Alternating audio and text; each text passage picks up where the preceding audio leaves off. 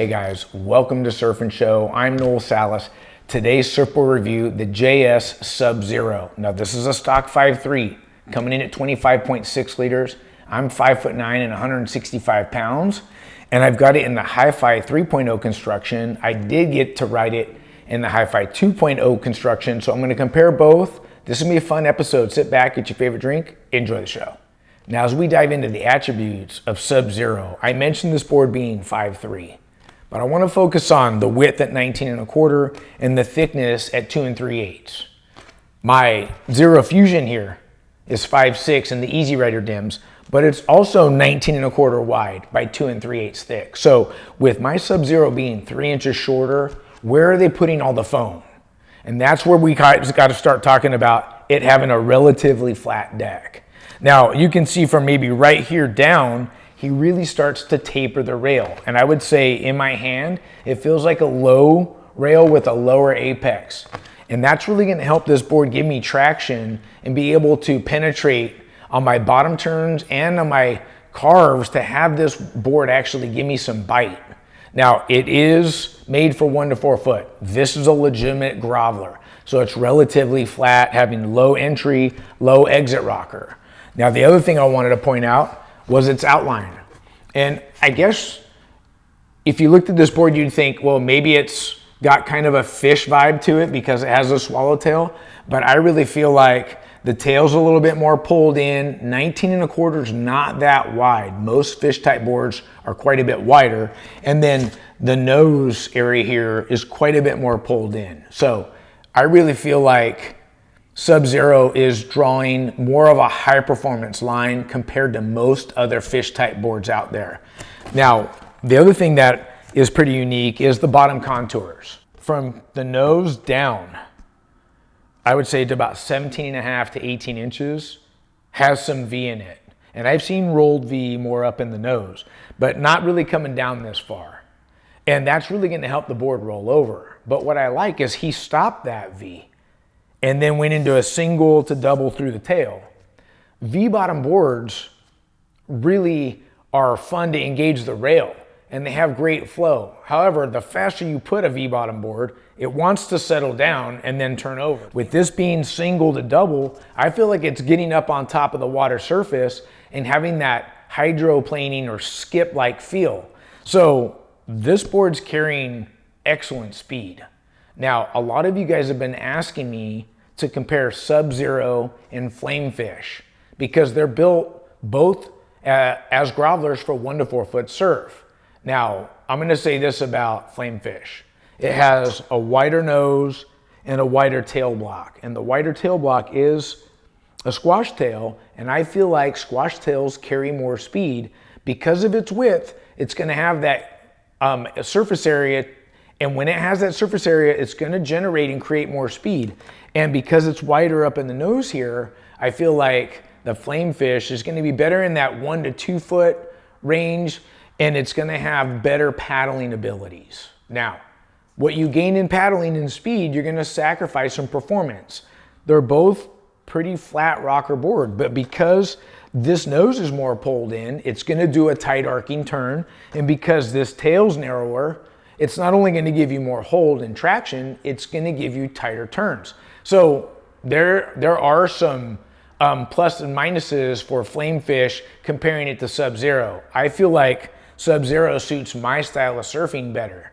If you're surfing a really mushy wave and you wanna get down the line and generate a lot of speed, you might wanna go Flamefish.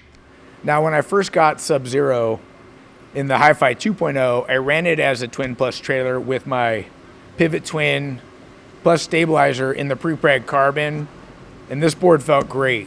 The 2.0, it had the pop, it had that projection, the board's fitting in the lip real quick, and I really enjoyed riding it here at the pool. And then getting on the HYFY 3.0, I started with the same fin setup, definitely feeling a little bit more pop. I rode it for a little over an hour, and the connection from turn to turn with the amount of flow and the speed and the quickness felt great. I'm really looking forward to riding it as a quad. I feel like when it's a quad, I have a little bit more fin to push off of which feels like it gives me a little bit more rail line. And the quads, you know, if you follow the show, you know I like the release at the peak of a turn with a quad. But for the most part, if you're surfing maybe shoulder high and smaller, I say get yourself a twin plus trailer set that you love. That little stabilizer gives you something to pivot off of and keeps that tail nice and loose.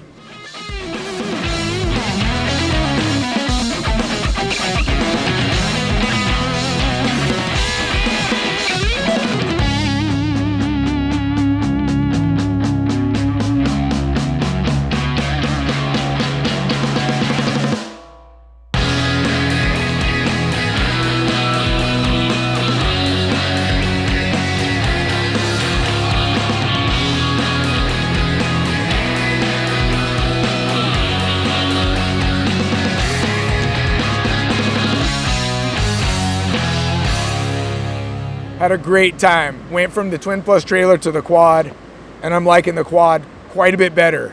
One of the things I was experiencing out there was just rail engagement, pushing harder, and feeling more resistance. So got some fun rights. The lefts, I had some flow on it, and today the offshore's blowing super hard. So I don't know what it looks like on video, but coming off the bottom, when I get to the top turn backside, because that's where the offshore wind's blowing into, it's really hard to time the top turn. But as soon as I started to figure that out, I felt like the board had good flow, felt great on rail. The harder I pushed, the better it felt. The other thing I want to mention is the HYFY 3.0. It's feeling a little bit heavier than most EPS epoxy builds. With that being said, it felt good today in the wind. I feel like you want your boards to be a little bit heavier when the waves have some push and if there's some chop in the water or heavy offshores or onshore. It actually felt pretty darn good. Stoked on the HYFY 3.0.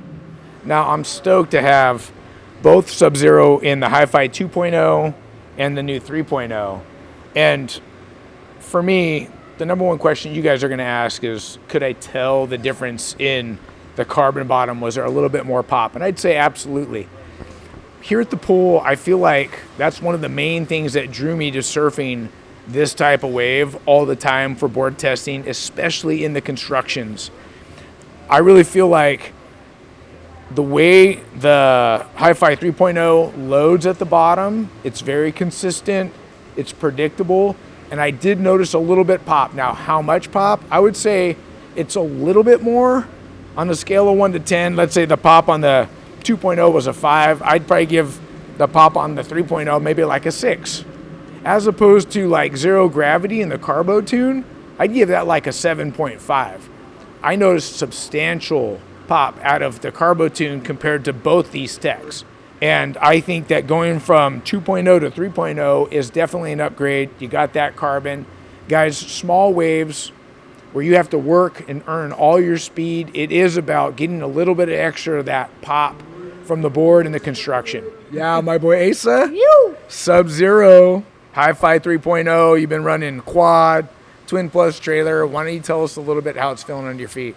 Board's feeling super fun. It was a bit windy here today at the pool, and I think this construction actually helped it out a bit. A little bit denser, heavier construction. It was good to get back down into the wave and get back into it quickly, turn to turn. I rode it as a twin plus trailer. I think I've got probably some of my better turns on that. The board felt, you know, kind of like it looks it's designed for it. It was getting into the hook pretty good. It was coming off the bottom nice. I felt like as I was pushing on it, once I got my feet dialed in, the board was moving nice. This is 5'3", you're 5'10", which is on a little bit on the short side for you. Yep. How'd the quad feel? Quad felt like it was a longer board. It extended the rail a little bit more. It felt really good as well. I had a great time on it, both setups. Now with these three models being in a family, you have Xero Gravity, Xero Fusion, and Sub Xero. I want to talk about what I preferred and then where each of these boards fit in maybe your quiver. Let's start with Xero Gravity.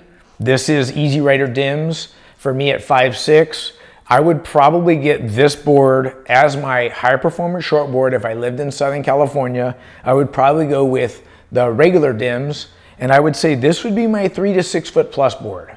I feel like the rocker's right. It's not too much rocker, it still paddles well, and it has that quick get up and go speed. And I personally like EPS epoxy boards, unless it's super choppy, I would probably go Carbo Tune. I want that extra pop projection to drive, and the Carbo Tune compared to a PU Poly, HYFY 3.0, or even HYFY 2.0, this is going to be a lot more explosive. When you think Carbo Tune, I need you guys to think like this. Because there's carbon both top and bottom, it's going to take a little bit more to flex it. So the harder you push, the better the benefits and explosiveness on the rebound it's going to be with Carbo Tune compared to all the other constructions. Now, going from there with the Xero Fusion, I feel like the rocker's right on this board. And for you taller guys that are light and thin, this is a great option for 1 to 4 foot surf if you're doing a 2-board quiver. Because it has more rail line, I feel like you can surf this board a little bit more overhead and really get away with this being kind of your step down from a high performance shortboard. And then I would treat Sub Xero like a legitimate groveler.